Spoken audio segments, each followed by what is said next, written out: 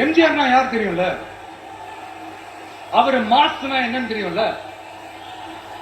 அவர் உயிரோடு இருக்கிற வரைக்கும் அந்த சிஎம் சீட்டை பத்தி ஒருத்தராலையும் நினைச்சு கூட பார்க்க முடியல, கனவு கூட காண முடியல. எப்படியாவது அந்த சிஎம் சீட்டை என்கிட்ட கொடுத்துருங்க, என் நண்பர் எம்ஜிஆர் திரும்ப வந்ததுக்கு அப்புறம் நான் திருப்பி கொடுத்துறேன்னு தன்னோட எதிரியை கூட மக்கள் கிட்ட கெஞ்ச வச்சவர் எம்ஜிஆர். எப்படி கெஞ்ச வச்சு? அதனால ஆனா இப்போ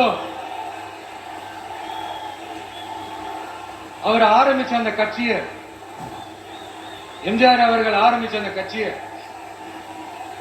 கட்டி காக்கிறது யாரு? இன்னைக்கு அந்த கட்சி எப்படி இருக்குது? அதை நான் சொல்லிதான் உங்களுக்கு தெரியணுமா? அப்பாவி தொண்டர்கள் அதை வெளியில சொல்ல முடியாம வேதனையில தவிக்கிறாங்க. 2026 சட்டமன்ற தேர்தலில் யாருக்கு ஓட்டு போடணும், எப்படிப்பட்ட ஆட்சி இங்க அமையணும்னு அந்த அப்படி கற்ற அந்த தொண்டர்களுக்கும் ரொம்ப நல்லாவே தெரியும். அதனால என்ன வேஷம் போட்டுக்கிட்டு பாஜக இங்க தமிழ்நாட்டுக்குள்ள வந்தாலும் அவங்க வித்தை எல்லாம் இங்க வேலைக்கே ஆகாது. இப்படி பொருந்தா கூட்டணியா இந்த பாஜக கூட்டணி இருக்கிறதுனால இப்ப ஆட்சியில இருக்கிற இந்த வெற்றி விளம்பர மாடல் திமுக என்ன செய்துன்னு தெரியும்ல? பாஜகவோட உள்ளுக்குள்ள ஒரு உறவை ஒண்ணு வச்சுக்கிட்டு வெளியில எதிர்க்கிற மாதிரி, அப்படி எதிர்க்கிற மாதிரி ஒரு டிராமா ஒண்ணு பண்ணிக்கிட்டு, எதிர்கட்சியா இருந்தா போங்க மோடின்னு பலூன் விடுறது, ஆளுங்கட்சியா இருந்தா வாங்க மோடின்னு கொடை பிடிச்சுக்கிட்டு கும்பிடு போடுறது. இது மட்டுமா? ஒரு ரைடுன்னு ஒண்ணு வந்துட்டா போதும், இது வரைக்கும் போகவே போகாத ஒரு மீட்டிங், அதை காரணம் காட்டி டெல்லிக்கு போறது, அங்க ஒரு சீக்கிரட் மீட்டிங் நடத்துறது. நல்லா நோட் பண்ணணும் மக்களே, அந்த மீட்டிங் அப்புறம் இந்த இஷ்யூ அப்படியே காணாம போயிருக்குமே. அதேதான் Stalin uncle, what uncle, is very wrong uncle.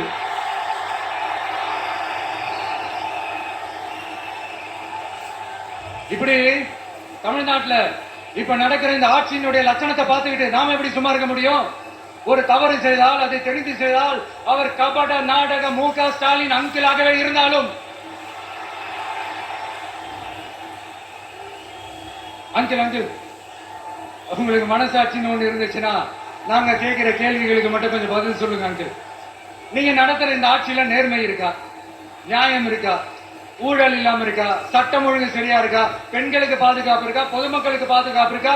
இயற்கை வளங்களுக்கு பாதுகாப்பு இருக்கா? சொல்லுங்க மை டியர் அங்கிள், சொல்லுங்க. டாஸ்மாக்ல மட்டுமே இது வரைக்கும் 1000 கோடிக்கு மேல ஊழல் சொல்றாங்க. அதுல மட்டுமா தப்பு நடக்குது? வேற எதுலதான் நடக்கல? உலகத்திலே மிஸ்டர் கிளீன் ரெக்கார்ட்ஸ் எல்லாம் உங்களுக்கும் உங்க கூட இருக்கிறவங்களுக்கு மட்டும்தான் அங்கிள் கொடுக்கணும். இதை பார்த்து வாயே இல்லாத ஊரு கூட வயிறு வலிக்கு சிரிக்குது.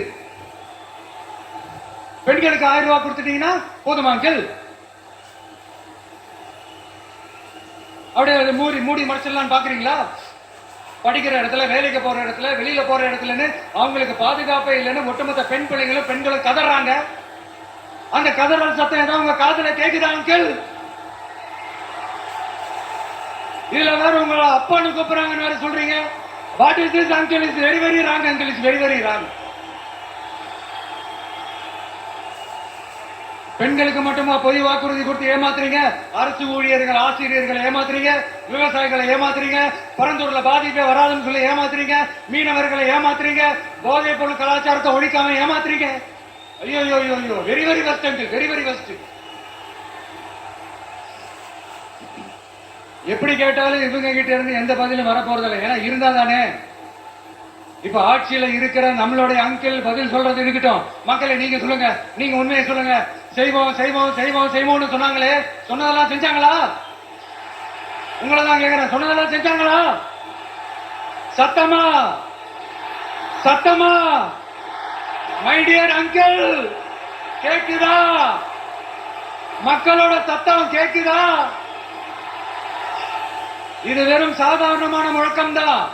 கூடிய சீக்கிரம் மக்களை போய் சந்திக்க போறோம், அவங்களோட மனசு விட்டு பேச போறேன். அதுக்கப்புறம் இந்த சாதாரணமான முழக்கம் இடி முழக்கமா மாறும். அத்தோட நிக்காது. அந்த இடி முழக்கம் தமிழ்நாட்டோட போர் முழக்கமா மாறும். அந்த போர் முழக்கம் உங்களை ஒரு நிமிஷம் கூட தூங்க விடாது. நடக்குதா இல்லையான்னு பாருங்க. என்னடா இவன் இவ்வளவு ஸ்ட்ராங்கா சொல்றானேன்னு பாக்குறீங்களா? எல்லாரும் கட்சி ஆரம்பிச்சதுக்கு அப்புறம் தான் ஒவ்வொரு வீட்டுக்குள்ளேயும் போறதுக்கு ட்ரை பண்ணுவாங்க. ஆனா நாங்க அப்படி இல்லை. ஒவ்வொரு வீட்டுக்குள்ளேயும் போனதுக்கு அப்புறம் தான் கட்சியவே ஆரம்பிச்சிருக்கிறோம்.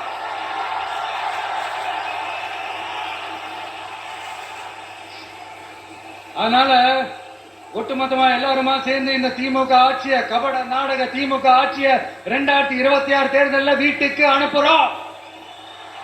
வீட்டுக்கு அனுப்புறோம். என்ன நண்பா, சரிதானே? என்ன நம்பி செய்வீர்கள் தானே? இப்போ உங்களுக்கு சின்னதா ஒரு சர்ப்ரைஸ். நம்ம கட்சியினுடைய வேட்பாளர் பட்டியலை இப்ப நான் அறிவிக்க போறேன். மதுரை கிழக்கு வேட்பாளர்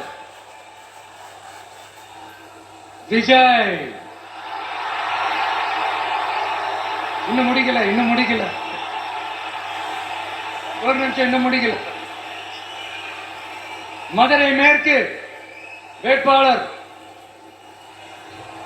விஜய். மதுரை மத்தி வேட்பாளர் விஜய். மதுரை தெற்கு வேட்பாளர் விஜய். மதுரை வடக்கு வேட்பாளர் விஜய். மேலூர் விஜய். சோழவந்தான் விஜய். திருப்பரங்குன்றம் விஜய். திருமங்கலம் விஜய். உசலப்பட்டி விஜய்.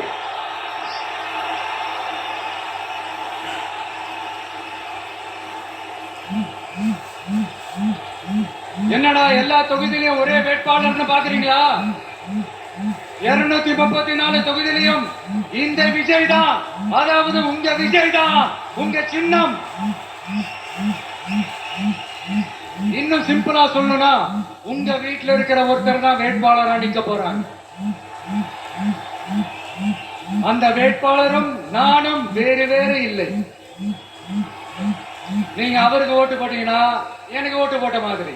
இந்த முகத்துக்காக நீங்க ஓட்டு போட்டீங்கன்னா உங்க வீட்டுல இருக்கிற உங்களுடைய வேட்பாளர் ஜெயிச்ச மாதிரி.